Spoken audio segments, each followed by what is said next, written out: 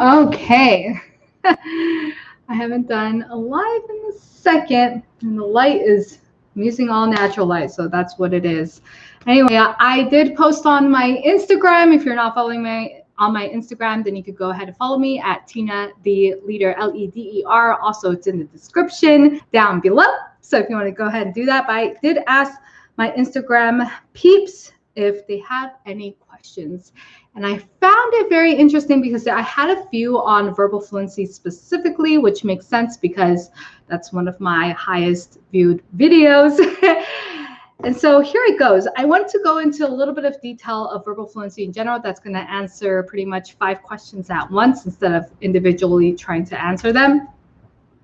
And I want to get into, if you watched my Think Smart, or what is it, Think Fast, Talk Smart video, then you know that I talk about verbal fluency, but specifically, I talk about the phonemic verbal fluency. So if you don't know, within the world of fluency, and this is brain functioning, within the world of fluency, we have the verbal and then we have the nonverbal. Nonverbal is very body language, expression, gestures, things like that. I do talk about that on this channel. I don't say nonverbal fluency, but that's really what it is. And then verbal fluency is when it comes to either expressive or even body reaction motions. And we'll get into that. Basically, body reaction emotions, that's with a lot of athletes. Let's say if you're trained to run as soon as you hear a whistle, then that's something that your brain knows it's a verbal fluency because you have to hear something auditorily and then you respond with your physical body. Hello, Matthew. Hello from snowy Denver. Yes, snowy Denver. It's funny because I am wearing a sweater, which is technically my merch, but I don't expect anybody to buy. I just want to buy my own merch, if that's okay. But it is hot here in Los Angeles, so I don't know why I bought a sweater, but I really wanted something cozy, and that's what I got. But anyway, that being said, when it comes to verbal fluency, I do talk about phonemic in the video, but there's also semantics. So just to give you a quick difference, for the phonemic, that is your main executive control part of your brain. That's when it comes to, let's say, short-term memory, reading, when it comes to anything that has to do with the now. So problem solving right now, if you have something that happened in a conversation, you remember what they just said. If you don't remember what they just said, even though they literally just said it, then that means you have low verbal fluency. It's just how your brain functioning works. So even though we talk about talking and being able to remember certain words, that's just one symptom of the verbal fluency, specifically in phonemic. Hello, Joab. Hello from Brazil. Yes. Okay, great. Okay, but when it comes to semantic fluency, semantic. That's when it comes to knowing facts. So things like people's names, if you tend to forget people's names, or just things that happen in the news, anything that has to do with just facts, just whether it's knowing all the planets, let's say, or knowing exactly how to name certain things in a movie, let's say all of the characters' names and just things like that.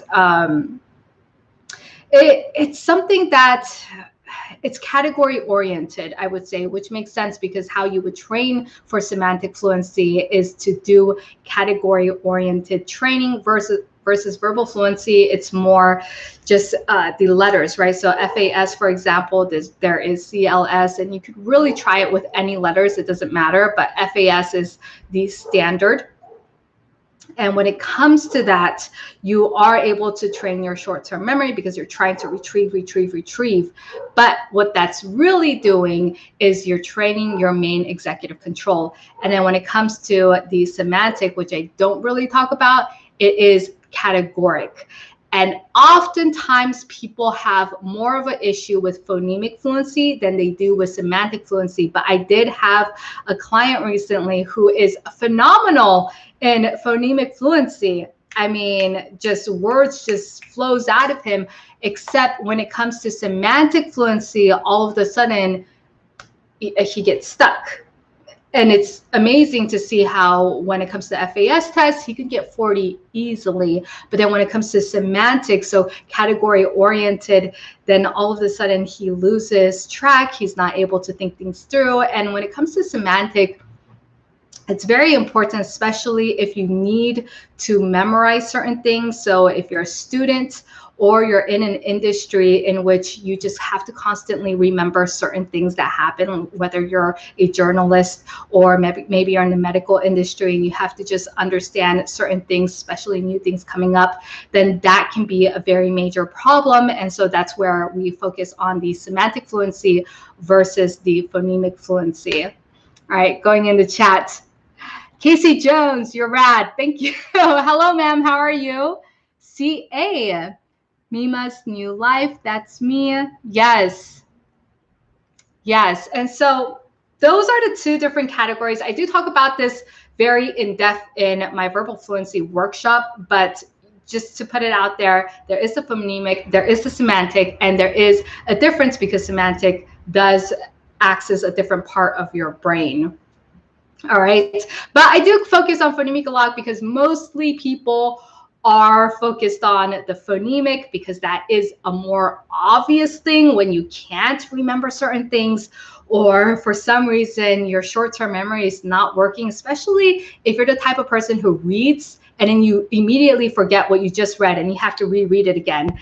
That is a sign that you are in low verbal fluency, and it has to do with your main executive control. A lot of times when it comes to people who, let's say, have a history of drug addiction or any type of addiction where it affects their brain, or even if it's pharmaceutical drugs, and sometimes it has side effects, and again, that affects the main executive control, then you lose verbal fluency. You could see people who are not able to think of things because they've been on certain drugs long term, and it doesn't have to do with their speaking ability. It has everything to do with how the drugs affected their actual brain and their actual main executive control. You see this a lot, again, with people, let's say, who, because the main executive control controls your behavior, especially sexual behavior, and especially just any type of behavior that is what you would naturally, I wouldn't say naturally, but what your lizard brain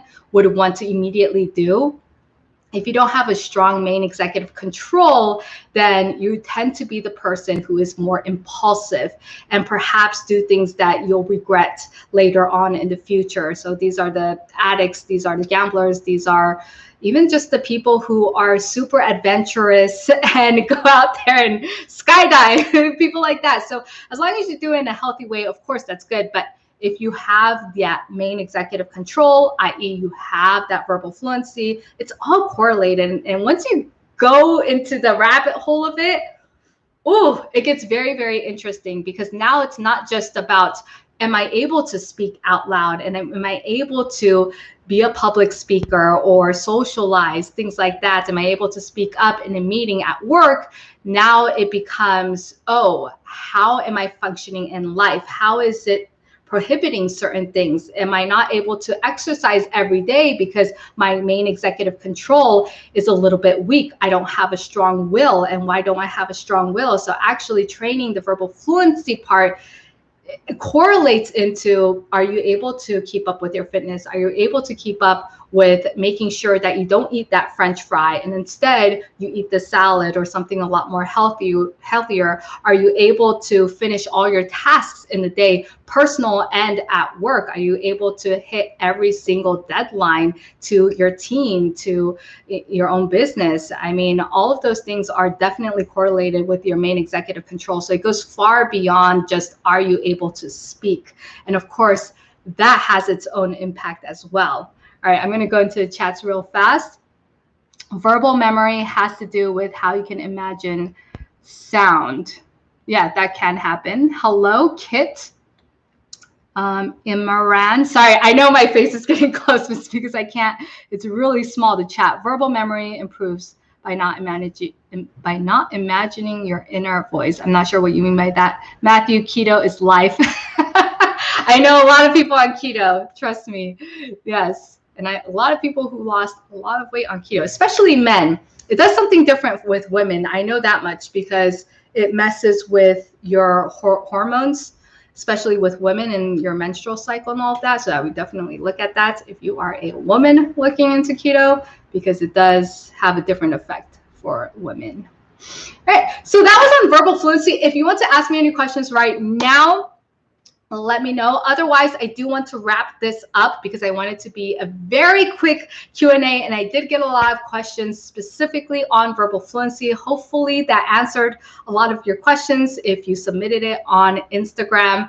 Again, Instagram, I tend to ask certain things and I tend to communicate, although I have been trying lately on this YouTube channel to use the community posts, which I've been really loving because it gives me an idea of what you want and what I would post in the future and things like that, because sometimes it's hard to come up with certain things. So I appreciate it when you comment in the post or even comment on one of my videos, just ideas and things that might be a great topic, let's say. That really helps out. Okay, I hope everybody has a good day. Again, if you didn't watch my Verbal Fluency playlist, definitely go check it out if that's something you're interested in. And if you have any suggestions, go in my community posts, because I ask, hey, what would you like to see? Specifically that post. If you have anything that you've seen that you would like to see my perspective on or anything like that, please let me know. All right, I know some people just got on. Hi, Tina. How do you improve verbal memory? I learned some tongue exercises from you yesterday, so I subscribed. Thank you, Casey. Yes, verbal memory. I just talked about this, so maybe you came in later, but definitely watch the replay of this video. Can I ask you questions on Instagram or Facebook? Yeah, definitely follow me on Instagram. I'm always asking, you know, hey, do you have a question? And then if you submit a question, I might address it in a future video. So definitely do that. All right. Have a wonderful day. I know the setup is a little bit weird, but thank you for sticking to it. All right. Have a beautiful, beautiful day, everybody.